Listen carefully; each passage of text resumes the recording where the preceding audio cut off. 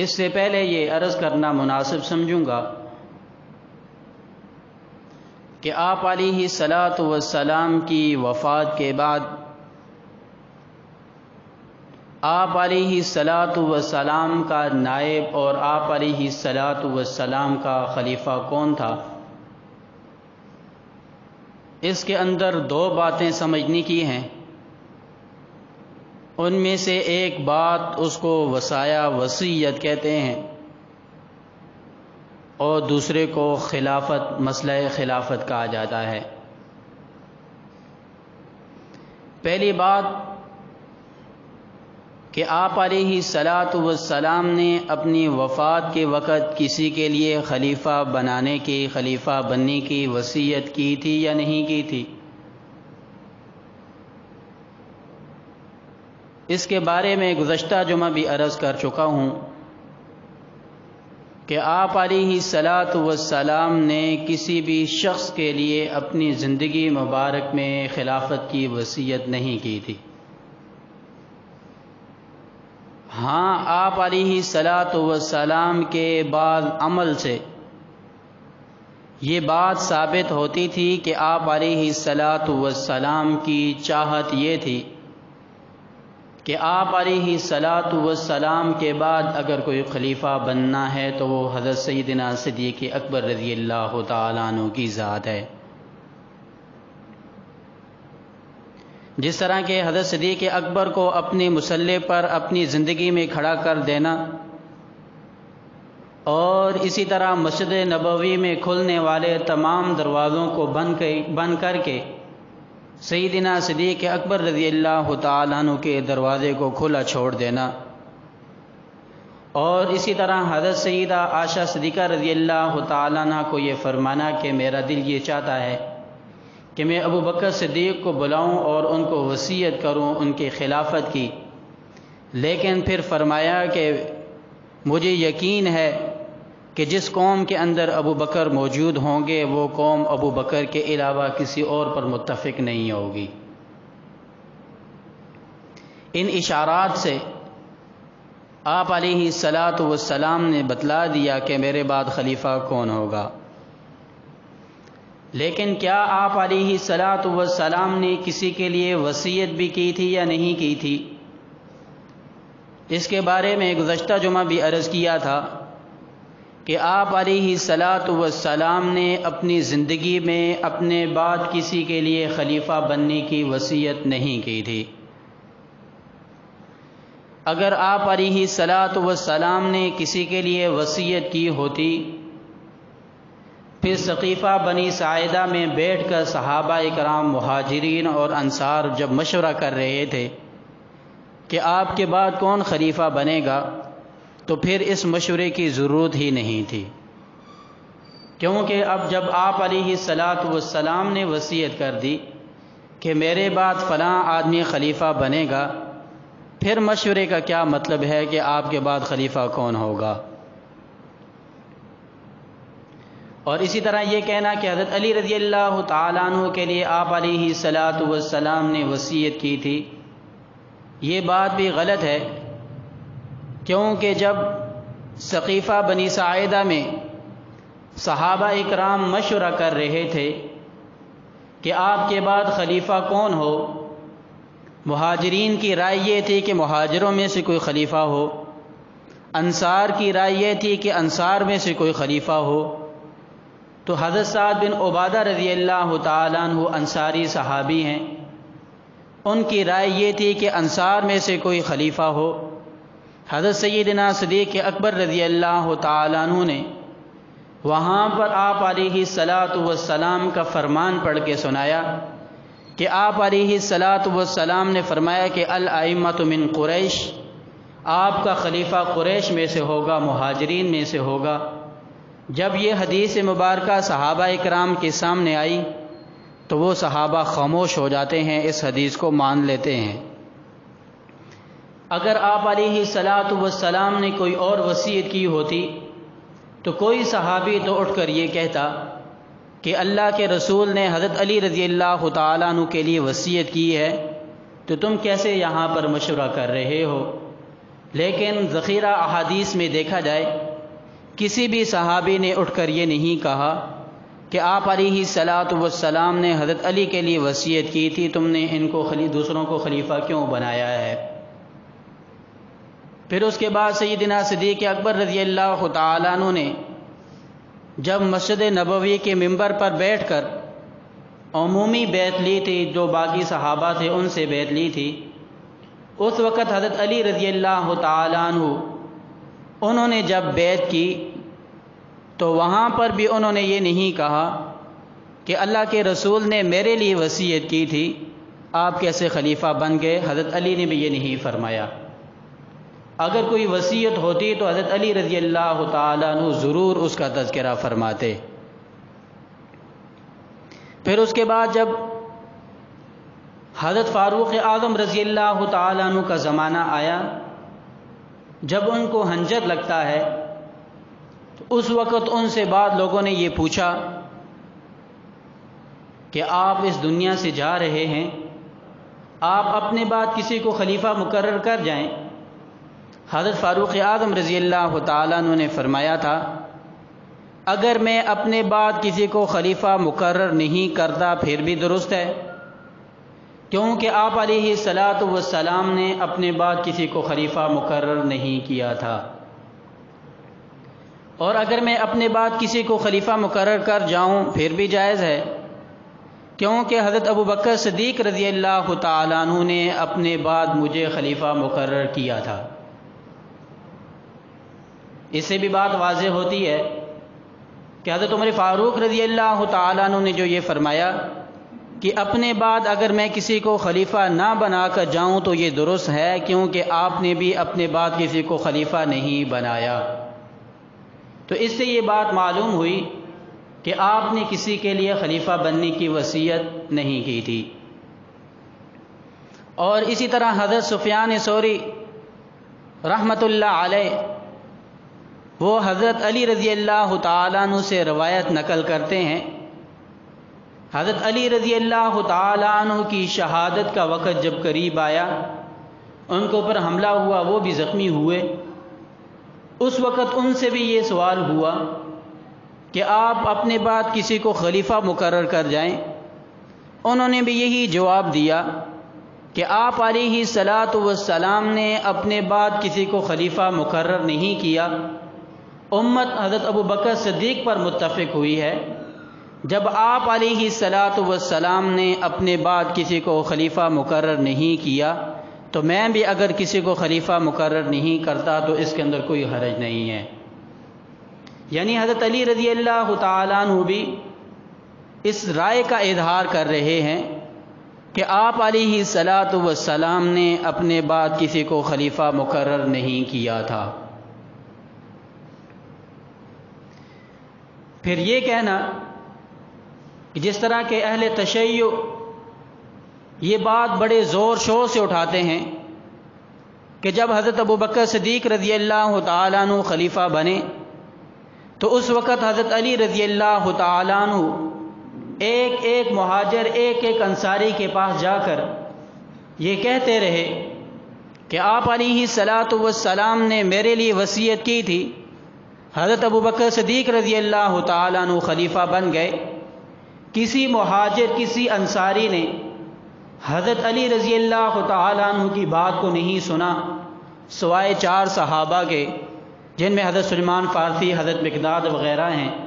انہوں نے صرف حضرت علی رضی اللہ تعالیٰ عنہ کی رائے کو ترجیح دی ہے، باقی صحابہ نے حضرت علی کی بات کو نہیں مانا۔ یہ بات بھی 100% غلط ہے اور من گھڑت ہے۔ یہ کیسے ہو سکتا تھا کہ صحابہ اکرام رضی اللہ تعالیٰ عنہم اجمعین آپ علیہ الصلاۃ والسلام کی ہوئی وصیت کو رد کر دیتے؟ حالانکہ یہ وہ صحابہ ہیں کہ آپ علیہ الصلاۃ والسلام نے غزوہ تبوک کے موقع پر حکم دیا تھا کہ جس کے پاس جتنی طاقت ہے وہ صدقہ کرے۔ سیدنا صدیق اکبر رضی اللہ تعالیٰ عنہ گھر تشریف لے جاتے ہیں، گھر کے اندر جتنا مال ہے یہاں تک کہ ایک سوئی بھی انہوں نے گھر میں نہیں چھوڑی، سارا مال لا کر آپ علیہ الصلاۃ والسلام کے قدموں مبارک میں ڈھیر کر دیا، اس صدیق اکبر رضی اللہ تعالیٰ عنہ سے کیسے ممکن تھا کہ وہ آپ علیہ الصلاۃ والسلام کی وفات کے بعد آپ کی وصیت کو رد کر دیتے؟ تو لہذا اس طرح کی من گھڑت باتیں کرنا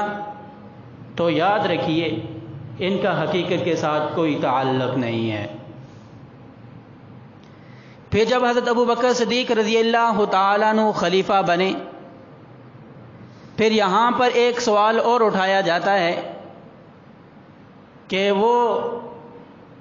خلافت کا مستحق وہ آدمی ہے کہ جو آدمی آپ علیہ الصلاۃ والسلام کے ساتھ قرابت میں قریب ہے، یعنی قرابت کی وجہ سے خلافت ملتی ہے۔ یاد رکھیے یہ سوال بھی، یہ اعتراض بھی غلط ہے، کیونکہ اگر ہم بالفرض والمحال اس بات کو مان لیں کہ جو آپ علیہ الصلاۃ والسلام کے رشتہ داری میں زیادہ قریب ہے اس کو خلافت ملتی ہے، پھر تو آپ علیہ الصلاۃ والسلام کی وفات کے بعد خلافت کی سب سے زیادہ مستحق حضرت عباس رضی اللہ تعالیٰ عنہ تھے، کیونکہ حضرت عباس رضی اللہ تعالیٰ عنہ آپ علیہ الصلاۃ والسلام کے چچا ہیں، تو داماد سے چچے کی قرابت زیادہ ہوتی ہے، داماد سے چچا قرابت میں زیادہ قریب ہوتا ہے۔ اگر یہ قانون اپنایا جائے کہ جو زیادہ قریبی ہے رشتہ داری میں وہ خلافت کا مستحق ہے، پھر تو چچا کو خلیفہ ہونا چاہیے تھا، حضرت عباس کو خلیفہ ہونا چاہیے تھا۔ پھر تو آپ علیہ الصلاۃ والسلام کی لخت جگر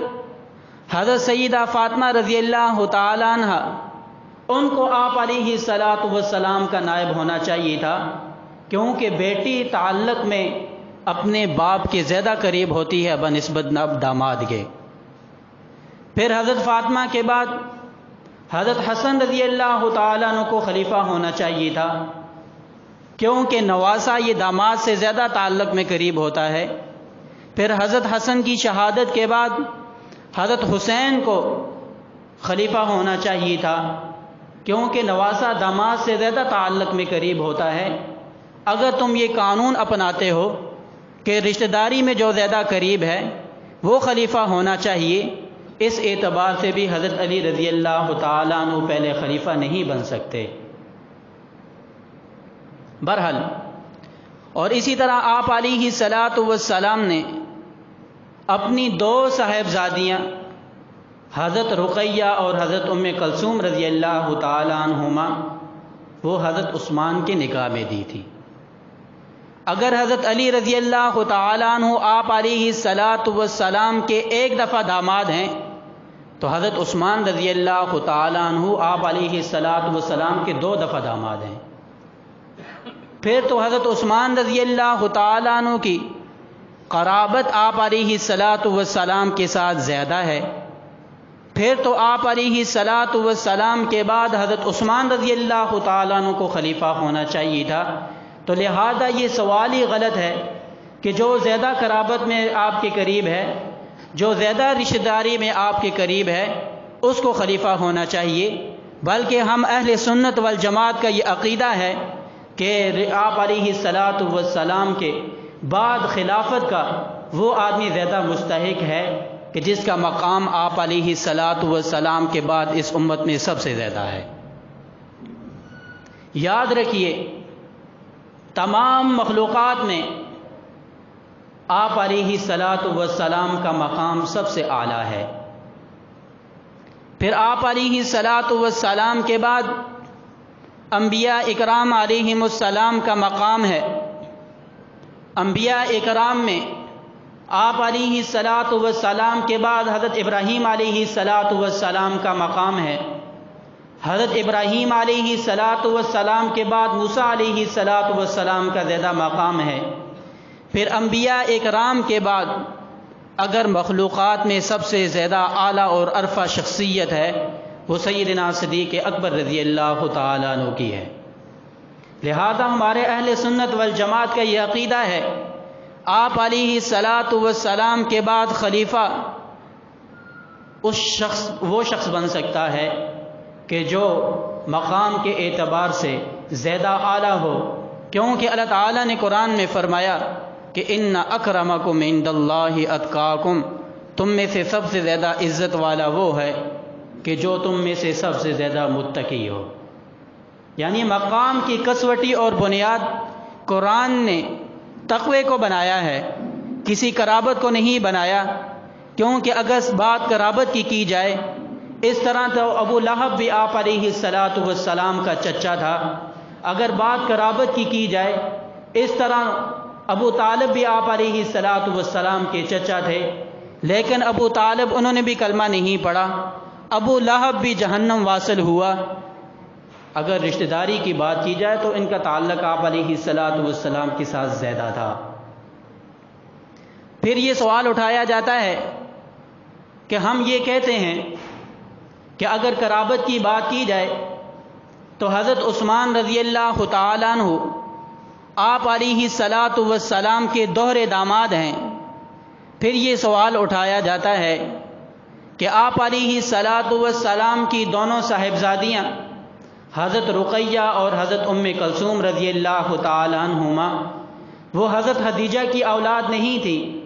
وہ حضرت خدیجہ کی آپ علیہ السلام سے اولاد نہیں تھی،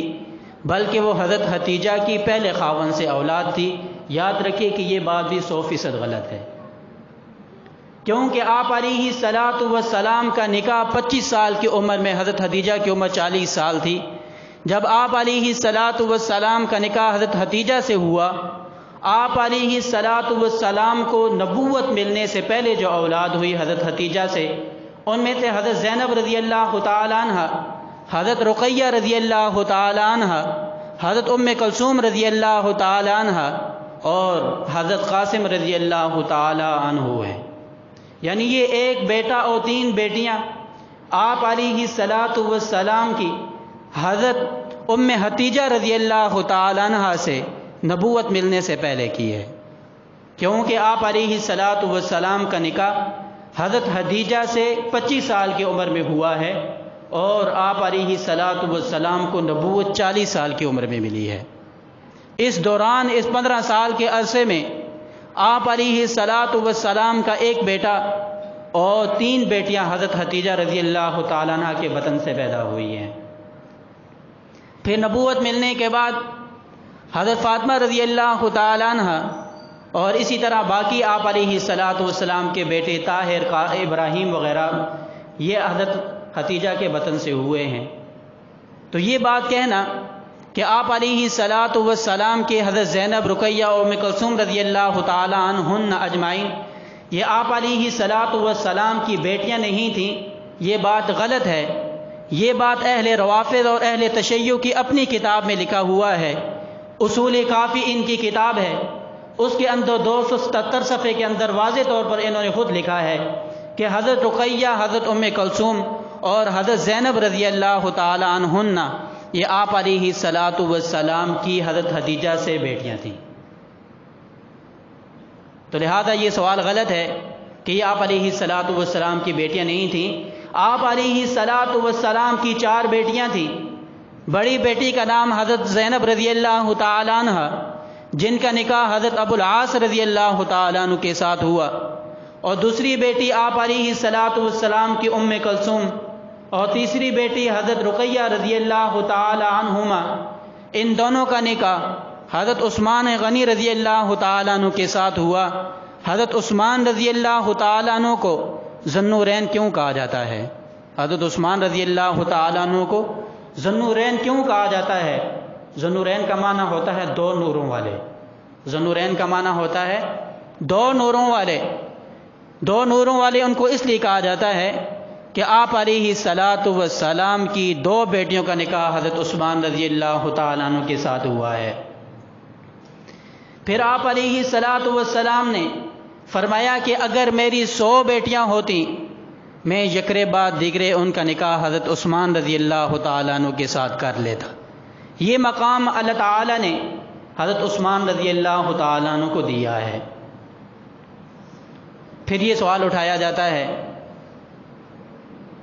کہ جس وقت آپ علیہ الصلاۃ والسلام کی وفات ہوئی تھی اس وقت حضرت عثمان رضی اللہ تعالیٰ عنہ آپ کے داماد نہیں رہے تھے، کیونکہ آپ کی دونوں بیٹیاں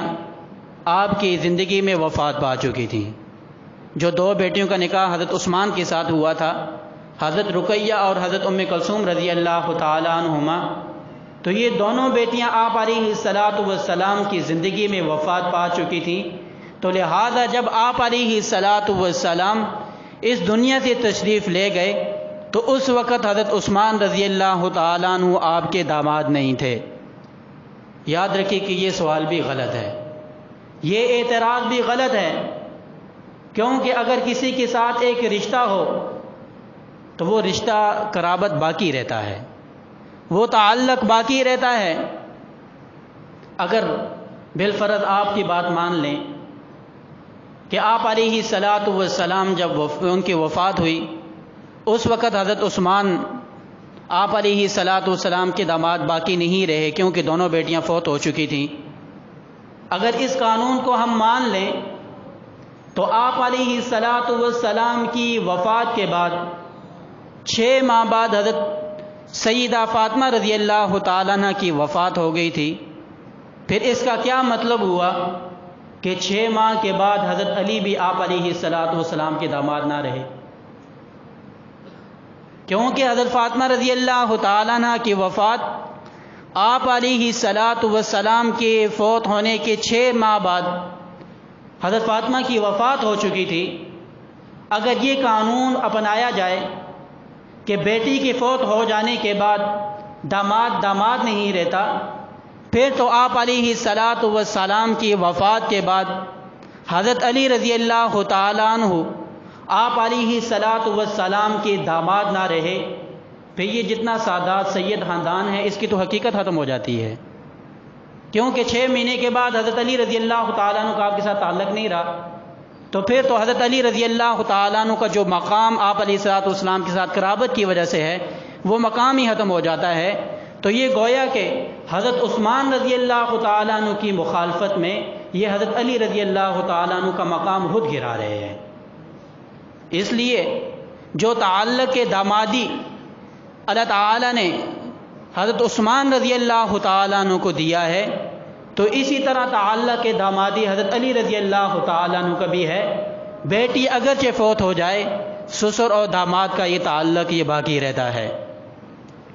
بہرحال آپ علیہ الصلاۃ والسلام کے بعد اگر کوئی خلیفہ بنا ہے تو وہ حضرت سیدنا صدیق اکبر رضی اللہ تعالیٰ عنہ ہوئے ہیں۔ لیکن آج کے زمانے میں، آج کے دور میں ایک نئی مصیبت یہ قوالی ہے۔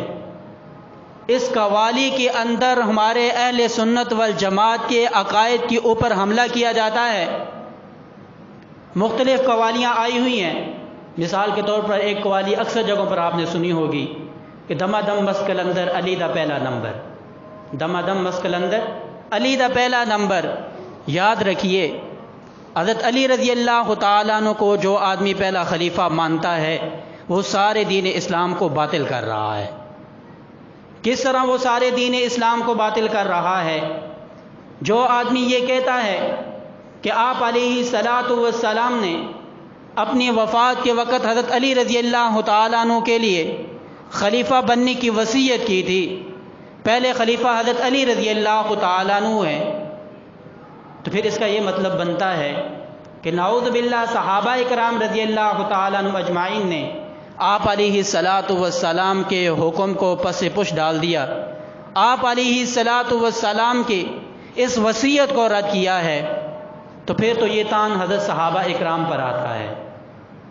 پھر یہ تان حضرت ابو بکر صدیق رضی اللہ تعالیٰ عنہ پر آتا ہے، پھر یہ تان حضرت عمر فاروق رضی اللہ تعالیٰ عنہ پر آتا ہے، پھر یہ تان حضرت عثمان رضی اللہ تعالیٰ عنہ پر آتا ہے، پھر یہ تان مہاجرین صحابہ پر آتا ہے، پھر یہ تان انصار صحابہ اکرام پر آتا ہے، پھر یہ تان حضرت علی رضی اللہ تعالیٰ عنہ پر بھی آتا ہے کہ حضرت علی رضی اللہ تعالیٰ عنہ اپنے حق کے لیے کیوں نہیں کھڑے ہوئے۔ تو لہذا آپ علیہ الصلاۃ والسلام نے اپنی زندگی میں کسی کے لیے وصیت نہیں کی تھی بلکہ آپ علیہ الصلاۃ والسلام کے بعد صحابہ اکرام مہاجرین اور انصار نے مل کر اور آپ علیہ الصلاۃ والسلام کے جو فرمان تھا الائمۃ من قریش، اس کو مد نظر رکھ کر ثقیفہ بنو ساعدہ کے اندر مشورہ کیا، اور اس مشورے کے اندر تمام صحابہ اکرام کی رائے کے ساتھ حضرت علی رضی اللہ تعالیٰ عنہ خلیفہ بنتے ہیں۔ پھر اس خلافت کو مہاجرین صحابہ اکرام نے بھی مانا، انصار صحابہ اکرام نے بھی مانا، اور اہل بیت نے بھی اس خلافت کو مانا ہے۔ اگر حضرت سیدنا صدیق اکبر رضی اللہ تعالیٰ عنہ کی خلافت کا انکار کیا جائے پھر قرآن کا بھی انکار ہے، کیونکہ جو کیفیت جو صورت قرآن پاک کی ہمارے پاس موجود ہے، کتابی شکل میں جو قرآن پاک ہمارے پاس موجود ہے، یہ سیدنا صدیق اکبر رضی اللہ تعالیٰ عنہ کے زمانے میں اکٹھا ہوا ہے۔ اس سے پہلے قرآن پاک اس طرح کتابی شکل میں نہیں تھا، بلکہ کسی پتے پر لکھا ہوا ہے، کسی روئی کی چھال پر لکھا ہوا ہے، اس کھجور کی چھال پر لکھا ہوا ہے، کسی پتھر پر لکھا ہوا ہے، مختلف جگہوں پر یہ قرآن پاک لکھا ہوا تھا۔ جب مسیلمہ کذاب کے خلاف جنگ جمامہ پیش آتی ہے، اس جنگ کے اندر 1200 صحابہ اکرام شہید ہو جاتے ہیں، 700 بڑے بڑے حفاظ صحابہ اکرام اس ایک جنگ میں حضرت ابوبکر صدیق کے زمانے میں شہید ہوئے۔ اس وقت صحابہ اکرام نے، خصوصاً حضرت عمر فاروق رضی اللہ تعالیٰ عنہ نے حضرت ابوبکر صدیق رضی اللہ تعالیٰ عنہ کو یہ مشورہ دیا تھا کہ بڑے بڑے صحابہ اکرام اس دنیا سے جا رہے ہیں، کہیں یہ قرآن اس دنیا سے مٹ نہ جائے، آپ اس کو ایک کتابی صورت میں جمع کر دیں۔ تو حضرت ابوبکر صدیق رضی اللہ تعالیٰ عنہ نے حضرت زید رضی اللہ تعالیٰ عنہ کی ڈیوٹی لگائی تھی کہ آپ اس قرآن پاک کو جمع کریں۔ جو آدمی حضرت ابوبکر صدیق رضی اللہ تعالیٰ عنہ پر یقین نہیں رکھتا، ان پر کسی کو اگر اعتماد نہیں ہے تو ان کے جمع کیے ہوئے قرآن پر اعتماد کیسے ہو سکتا ہے؟ تو گویا کہ جو حضرت ابوبکر صدیق رضی اللہ تعالیٰ عنہ کو جھٹلا رہا ہے، ان کی خلافت کو جھٹلا رہا ہے، وہ حقیقت میں اس قرآن پاک کو بھی جھٹلا رہا ہے، آپ علیہ الصلاۃ والسلام کی نیابت کو بھی جھٹلا رہا ہے، آپ علیہ الصلاۃ والسلام کی خلافت کو بھی جھٹلا رہا ہے، اور اس دین کو بھی جھٹلا رہا ہے۔ اور سیدنا صدیق اکبر، فاروق اعظم، عثمان غنی، علی رضی اللہ تعالیٰ عنہ اجمعین، انہوں نے اپنے دور میں جو جو فتوحات حاصل کی ہیں، جو جو اس دین کے لیے خدمات سر انجام دی ہیں، وہ آدمی اس تمام خدمات کا انکار کر رہا ہے کہ جو اس خلافت کا انکار کرتا ہے۔ آئندہ جمعہ انشاءاللہ کہ واقعہ فتح، جس کے اوپر بڑا زور شور سے پروپیگنڈا کیا جاتا ہے کہ یہ حضرت آپ علیہ الصلاۃ والسلام کی وراثت تھی اور یہ حضرت فاطمہ رضی اللہ تعالیٰ عنہ کو ملنی چاہیے تھی، اہل بیت کو یہ خلافت ملنی چاہیے، یہ وراثت ملنی چاہیے تھی، یہ باغ حضرت ابوبکر صدیق رضی اللہ تعالیٰ عنہ نے نعوذ باللہ اہل بیت کو نہیں دیا، حضرت فاطمہ ناراض ہوئیں۔ یہ مختلف قسم کے پروپیگنڈے حضرت ابوبکر صدیق رضی اللہ تعالیٰ عنہ کے بارے میں اس واقعہ فتح کو لے کر، باغ فتح کو لے کر کیے جاتے ہیں۔ ان کے بارے میں انشاءاللہ آئندہ جمعہ عرض کروں گا۔ ساتھی کوشش کیا کریں کہ جلدی آیا کریں تاکہ ابتدا سے لے کر انتہا تک ساری بات سمجھ آئے۔ وآخر دعوانا الحمدللہ رب العالمین۔